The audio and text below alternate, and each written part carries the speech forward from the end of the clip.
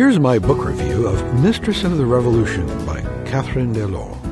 Mistress of the Revolution is a masterful, mistressful, serious literary work about the widely ignored and unlearned lessons of history. As the very best historical novels do, it reflects and highlights the political and social dramas of the present day. At its core, it's a story of class struggle and sexual politics.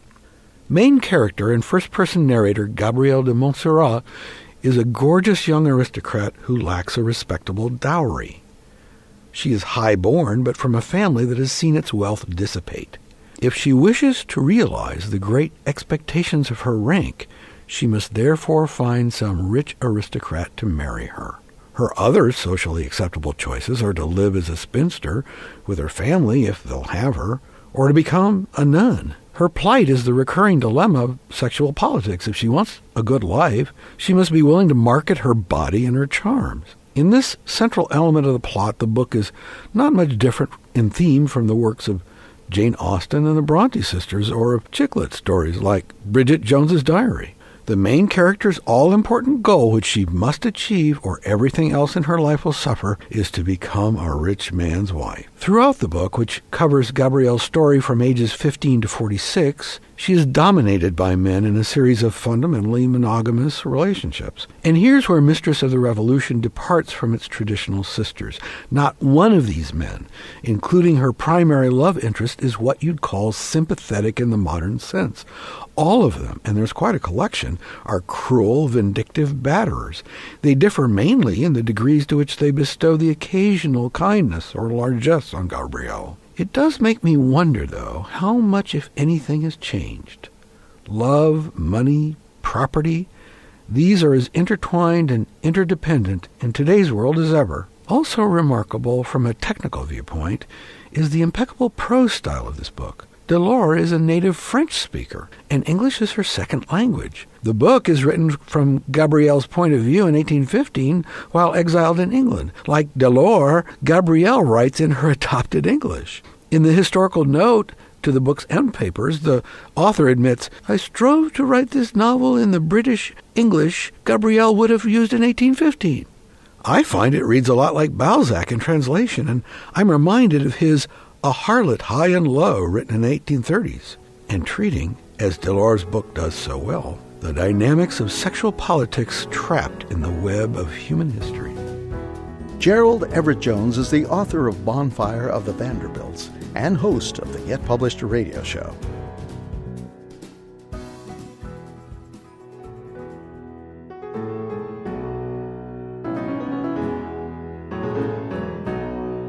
Here's my throwback, and I don't care if it's Thursday. Most women I know do not like to be photographed unless they are warned. They know that in reality a camera does not always see what people see.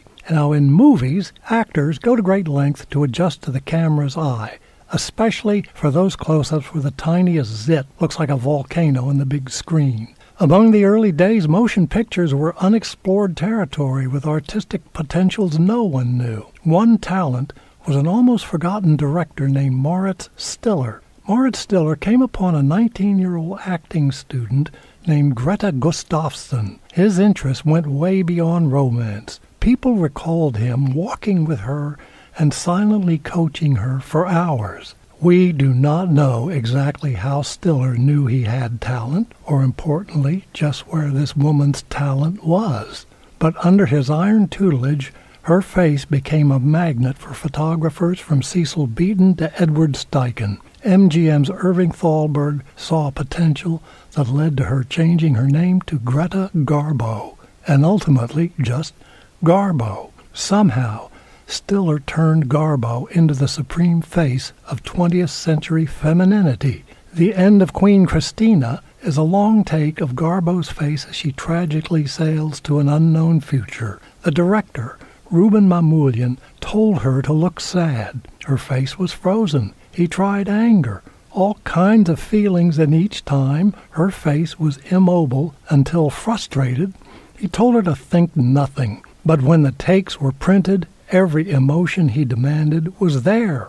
She sent them to the camera, not the humans. When she went blank, The audience sent their own emotions to her image, and her mysterious face hurled them right back at him. It is one of the most astonishing shots in movie history. Stiller never explained how he turned Gustafsson into Garbo. It is one acting method every school would pay in blood to know.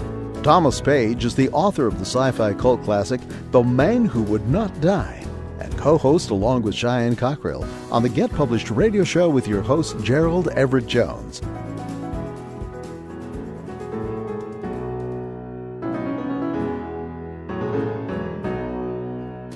Here's my throwback, and I don't care whether it's Thursday. Did you hear about the Irishman who wanted a new suit? Little Johnny was poor. How poor was he? John Stuart Bell's mom said if he got a job teaching math, he could afford to wear a Sunday suit every day of the week. Little John did that, and in the process destroyed the universe as we know it. His work, entitled Bell's Inequalities, led to solid proof that quantum mechanics is true. Out of Bell's work came entanglement, a jaw-popping idea that was confirmed a decade ago in the Canary Islands and not by bird brains. Two quantum particles, supposedly separated by almost 100 miles, were proven linked together. Einstein destroyed time. Now Boyo Bell helped abolish space, too. Maybe he was angry about his youthful poverty. The quantum proof of human consciousness affecting matter has busted from its cage and is terrorizing the planet. Both the late Dr. John Wheeler and Dr. Alain Aspect of the French National Center of Scientific Research have all suggested the entire universe, all the stars, planets, supernovas, movie actors, even Schrödinger and his walking dead cat, are nothing more than the contents of the human mind. This means the lovely Miss Cheyenne Cockrell, the lovely Georgia Umano, and the lovely Gerald Jones sitting with me were merely created by my own consciousness? Maybe I'm wrong. We could be in the heads of you ladies and gentlemen listening to this broadcast. Our listeners created us. Well, gee, thanks, Mr. John Stuart Bell. And that's a mighty fine-looking suit you got there. Thomas Page is the author of the sci-fi cult classic The Man Who Would Not Die, and co-host along with Cheyenne Cockrell on the Get Published radio show with your host Gerald Everett Jones. Here's my throwback, and I don't care whether it's Thursday. Kablooey, L.A. Before the 9/11 Twin Towers destruction, there was the Oklahoma City blast. But before them, America's worst mass blast was on October 1st, 1910 at 1 o'clock a.m. A time bomb in the Los Angeles Times building killed 21 employees slaving away for the morning edition. The real target was Harrison Otis, publisher of the Los Angeles Times, a foghorn who called unions corpse defacers. Unlike San Francisco, Los Angeles furiously resisted unionization, and Otis Times was the loudest opponent. As detailed in Lou Irwin's book Deadly Times, the reality of this action sequence contains no lesson for activists. The bomber was not an evil genius consumed with justice.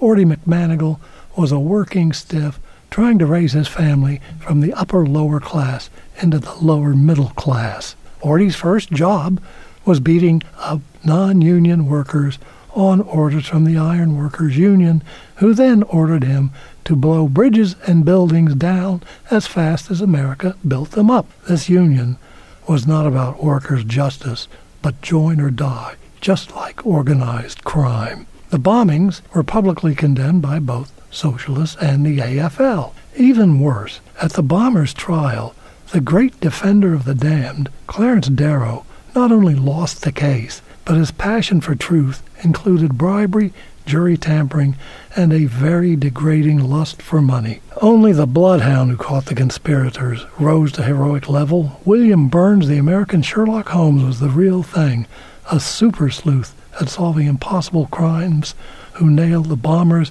with the television night skill. Burns' reward was being denied the newly formed FBI in favor of J. Edgar Hoover, the incompetent who wouldn't leave, and insisted there was no mafia or organized crime right up into the 1970s. 3 decades of struggle would pass before unions became a solid part of American life, just in time for the slow collapse and outsourcing of American industrial power. 21 working men were butchered by union working men to advance justice for working men. I tell you, any movie praising this is what I would call a bomb. Thomas Paige is the author of the sci-fi cult classic The Man Who Would Not Die, and co-host along with Cheyenne Cockrell on the Get Published radio show with your host Gerald Everett Jones.